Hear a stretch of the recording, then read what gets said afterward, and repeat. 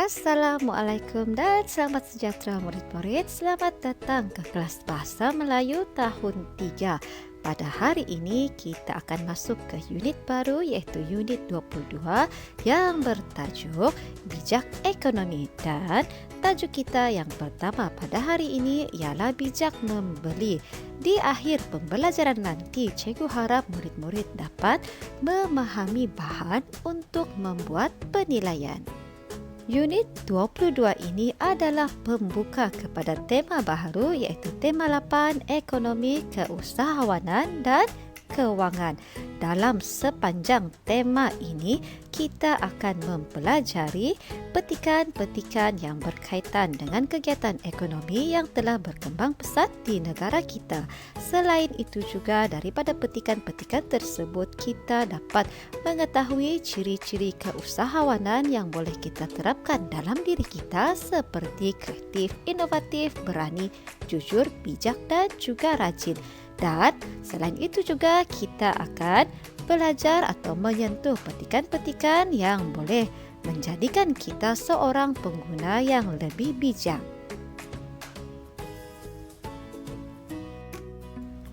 Kemahiran kita pada hari ini ialah kemahiran mendengar dan bertutur, dan petikan kita yang pertama ialah bijak membeli. Mari kita perhatikan perbandingan antara minyak wangi melati dan minyak wangi lavender yang terdapat pada paparan. Minyak wangi melati dijual pada harga yang berpatutan, manakala minyak wangi lavender dijual pada harga yang mahal. Kedua-dua minyak wangi ini mempunyai bau yang tahan lama. Minyak wangi melati tidak mengandungi bahan kimia, tetapi minyak wangi lavender pula mengandungi bahan kimia.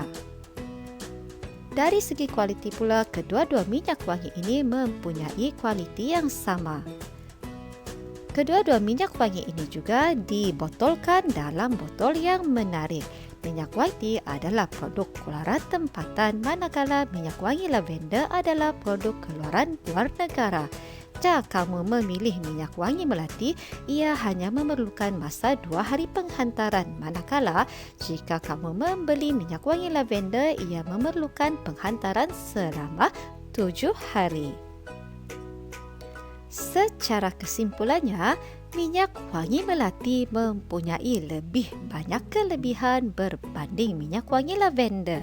Mari kita lihat perbualan di antara Nabila dan ibunya ini. Selamat petang, Ibu.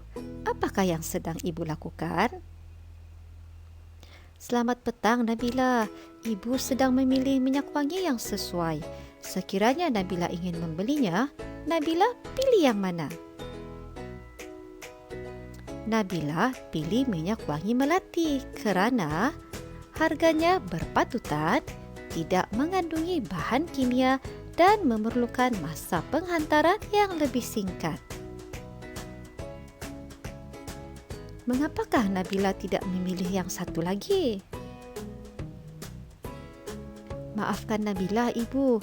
Nabila tidak memilih minyak wangi lavender kerana bukan sahaja harganya mahal, bahkan mengandungi bahan kimia dan memerlukan masa penghantaran yang lebih lama. Oh, begitu. Terima kasih Nabila kerana memberikan pendapat. Sama-sama, Ibu. Baiklah murid-murid, pada pendapat kamu, adakah Nabila telah membuat pilihan yang bijak? Tepat sekali, pilihan Nabila sesungguhnya adalah bijak kerana Nabila mencari atau memilih minyak wangi yang sama kualitinya tetapi pada harga yang berpatutan, selamat kerana tidak mengandungi bahan kimia dan hanya memerlukan 2 hari masa untuk penghantaran, berbanding dengan minyak wangi lavender yang mana kualitinya sama dengan minyak wangi melati tetapi harganya lebih mahal, mengandungi bahan kimia dan juga memerlukan masa yang lebih panjang untuk penghantaran. Baiklah murid-murid, kita teruskan dengan aktiviti kita yang kedua. Aktiviti kita yang seterusnya adalah pada muka surat 69 buku aktiviti Bahasa Melayu Jilid 2 yang bertajuk Pengusaha Arang Menjadi Usahawan. Mari kita perhatikan bersama-sama maklumat pada paparan ini. Encik Faizal tamat belajar di universiti. Beliau tidak mahu menganggur. Beliau memungut tempurung daripada pengusaha santan secara bersendirian. Kemudian, beliau menabung hasil jualan dan mengurus kewangan dengan baiknya. Beliau juga membungkus arang keluarannya dengan kreatifnya. Selain itu, beliau melatih usahawan baharu secara sukarela tanpa mengenakan bayaran. Mari kita perhatikan perbualan di antara Iskandar dan juga Imran. Selamat petang Iskandar. Untuk makluman kamu, usahawan ini sangat berdikari. Beliau memungut tempurung daripada pengusaha santan secara bersendirian. Selamat petang Imran. Betul kata kamu Imran, beliau juga seorang yang berjimat cermat kerana apa murid-murid? Kerana beliau menabung hasil jualan dan mengurus kewangan dengan baiknya.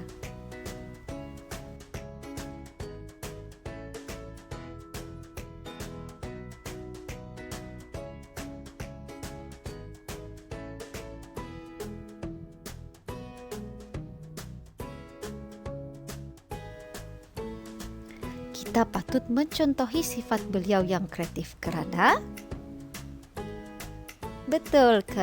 beliau membungkus arang keluarannya sendiri secara kreatif. Saya juga kagum akan sifatnya. Kita akan jawab berdasarkan maklumat ini, melatih usahawan baru secara sukarela. Sifat yang ditujukan oleh usahawan ini ialah sifat baik hati. Saya juga kagum akan sifatnya yang baik hati kerana melatih usahawan baharu secara sukarela.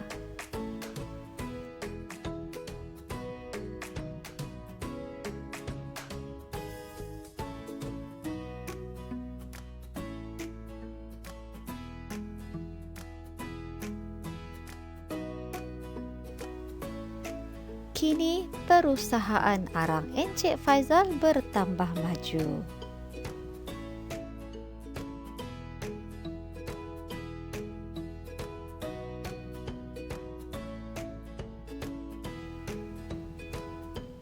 Baiklah Iskandar, terima kasih kerana sudi berkongsi pendapat. Demikianlah perbualan di antara Iskandar dan Imran berkaitan dengan maklumat pengusaha arang menjadi usahawan. Di mana ada kemahuan, sudah pastinya di situ ada jalannya, seperti yang dilakukan oleh Encik Faizal. Bermula dengan usaha secara bersendirian, kini perusahaan arangnya menjadi bertambah maju. Baiklah murid-murid, sebelum kita mengakhiri kelas pada hari ini, cikgu ingin mengingatkan murid-murid untuk melengkapkan dialog pada muka surat 69 buku aktiviti masing-masing. Selamat menjawab, tahniah, terima kasih dan kita jumpa lagi. Bye.